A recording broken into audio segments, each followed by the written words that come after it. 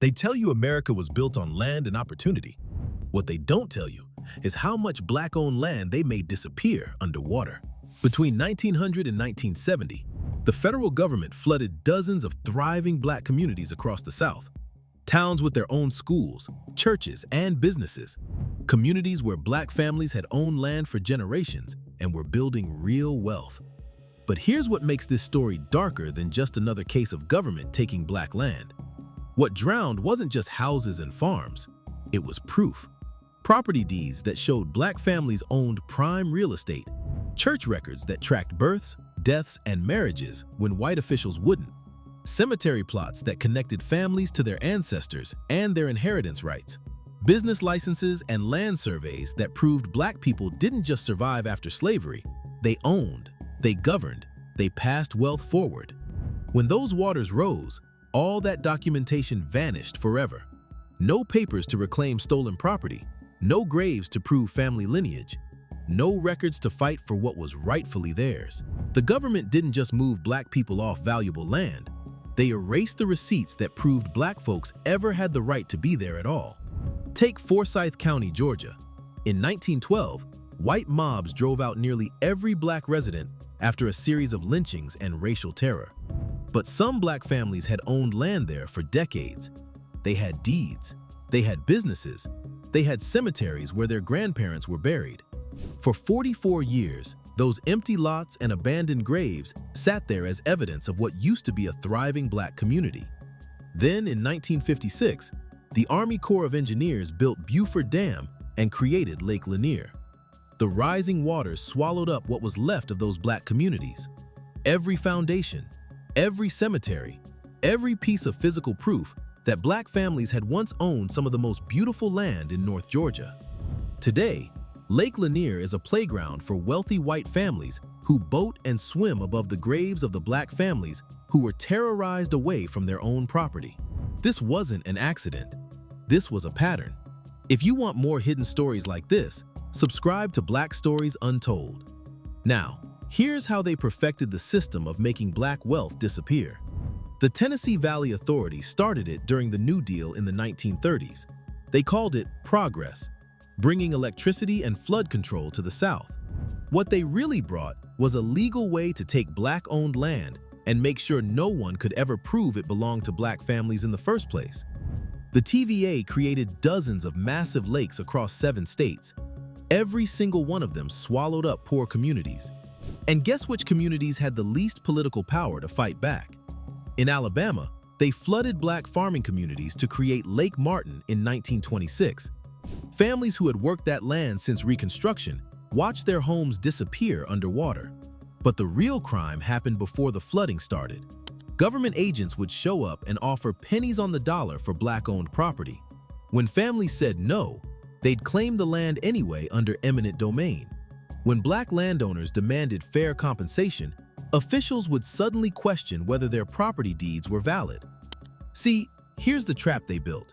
After slavery ended, many black families couldn't afford lawyers to file perfect paperwork every time land changed hands.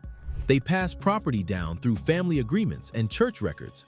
Their deeds might be handwritten or filed in local churches instead of county courthouses. White officials knew this. So when it came time to flood that land, they'd demand the kind of legal documentation that black families were systematically prevented from obtaining. No perfect deed, no fair payment, no way to prove your family owned that land for 50 years. Too bad. The water's coming anyway. And once your house and your church and your family cemetery are sitting at the bottom of a lake, good luck ever proving you deserve compensation. But the documentation they destroyed went deeper than just property ownership. These black communities weren't just places where people lived. They were power centers. Churches that doubled as schools when white authorities refused to educate black children. Meeting halls where black families organized voter registration drives and planned boycotts. Community centers that housed the only libraries black people were allowed to use. All of that infrastructure held records. Birth certificates when hospitals wouldn't admit black mothers. Marriage licenses when white clerks refused to serve black couples. Business permits and trade agreements between black entrepreneurs. School records showing black children who went on to become doctors and teachers and lawyers. despite every barrier thrown at them. When the water covered these buildings, it didn't just flood structures. It flooded proof that Black communities had created their own parallel systems of education, business, and government. It erased evidence that Black people hadn't just survived Jim Crow, they had built thriving alternatives to it. What happened next shows how calculated this destruction really was. After the flooding, when Black families tried to relocate and rebuild, they couldn't prove what they had lost. No deed? Can't get a mortgage for comparable land. No business records? Can't get a loan to restart your company. No church membership rolls? Can't prove your family has deep roots in the community when you're looking for work or housing. The Army Corps of Engineers had a policy that required them to relocate cemeteries before flooding. Sounds reasonable, right? But here's how it actually worked. They'd publish legal notices in white newspapers that Black families didn't read. They'd hold meetings during work hours when Black farmers couldn't attend. They'd require families to prove ownership of burial plots with the same kind of legal documentation they knew Black families didn't have. So when the deadline came to move your grandmother's grave and you couldn't produce a deed to prove your family owned that burial plot, they'd flood it anyway. Thousands of Black ancestors still rest at the bottom of these lakes. Their headstones, their family plots, all the physical connections that tied Black families to the land their people had worked and owned and died for. Keep watching, because what comes next will show you how this system still works today. The genius of this scheme wasn't just the immediate theft, it was how it destroyed Black wealth for generations to come. When your great-grandfather's property deed is sitting at the bottom of a lake, you can't inherit that land. When the courthouse records that prove your family owned a successful business got flooded, you can't claim that legacy. When your great-grandmother's grave is underwater, you can't even prove your family has roots that run deep in American soil. This is why so many Black families today can't trace their property ownership back more than a generation or two. It's not because Black people didn't own land after slavery.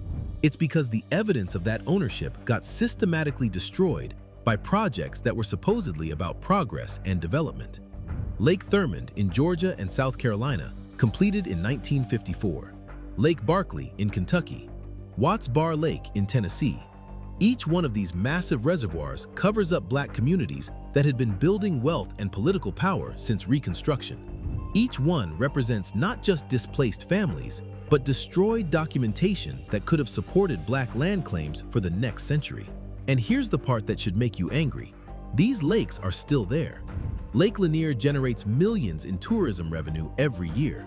Lake Martin is surrounded by luxury vacation homes worth millions of dollars.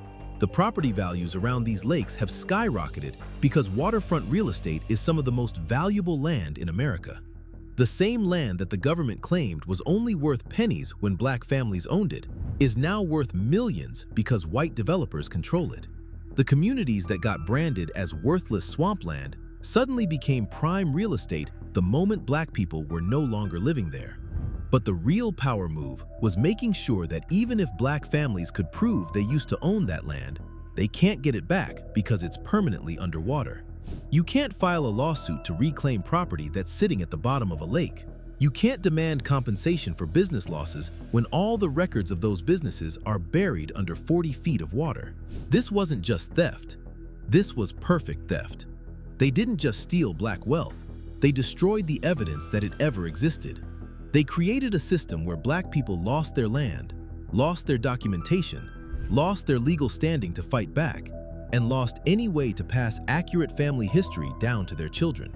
That's the real story of these drowned Black towns. It wasn't natural disaster or economic development. It was systematic erasure. They used federal funds and the power of eminent domain to wash away proof of Black success, Black ownership, and Black power.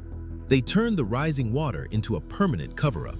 Today, when politicians talk about the racial wealth gap, they act like it's some mysterious historical puzzle. They wonder out loud why Black families have less generational wealth than white families. But the answer is floating at the bottom of dozens of lakes across America. The deeds are down there. The businesses' records are down there.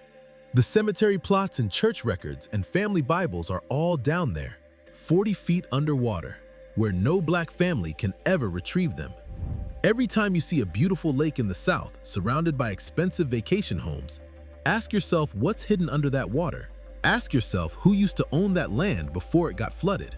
Ask yourself where those families went and whether they ever got paid fairly for what they lost. Because what's underwater isn't just history, it's evidence. And without evidence, wealth disappears, power shifts, and the people who benefit most from forgetting get to write the story of what really happened. If you want more stories about how Black land was stolen and covered up, click the video on your screen now.